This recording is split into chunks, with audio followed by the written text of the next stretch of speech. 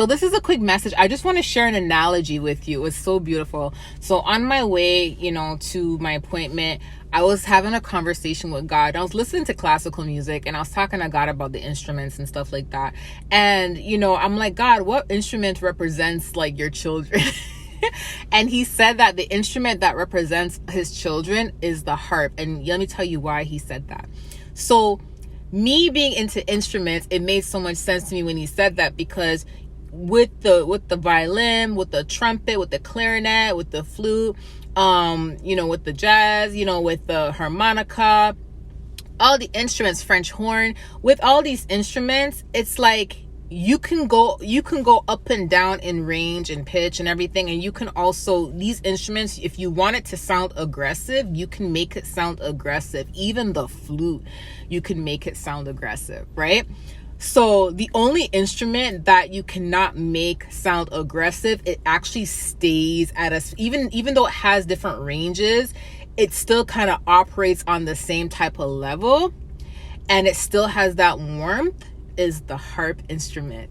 That's the only instrument that cannot be used in an aggressive type of way, as in like you can't make it sound aggressive no matter how hard you try. You cannot make it sound aggressive, right? It has ranges, yes, but it's still like level. It's like the emotions you get from the harp are always going to be a warm sensation. It's always going to be a loving, caring, like, since it's always going to just open your heart. Compared to other instruments, you can open your heart with other instruments. You can go up and down, especially with the violin. If you go really low, you can open your heart with that, or the flute, you can open your heart with that. That's why most of the times a violin and a flute always has like their own like solo performances. They're not always together unless it's like a real orchestra, but most of the times they'll have their little solo thing because it opens the heart, right? But those instruments, you can make it be aggressive. You can put those instruments in songs and you can make it be aggressive, where a harp is always going to kind of keep your heart in the right place, because it can't get aggressive no matter how hard you try, right?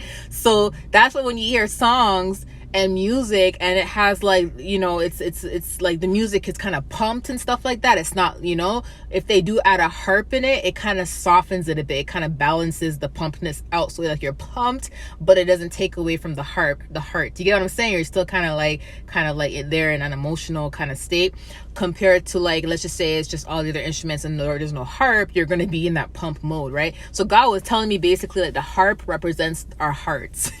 The harp is like the hearts of his children, his sheep, right? Because that is something that when you have a good heart and your heart is pure and it's from God, that's something that you cannot change. It's like it's hard to turn that aggressive, and no matter how hard you try with your heart, with that specific instrument, the harp, it cannot sound aggressive no matter how hard you try. And that's how God wants our hearts to be as his children. No matter how hard evil tries, how hard people try, we cannot turn our hearts aggressive, right? It's kind of like, yeah.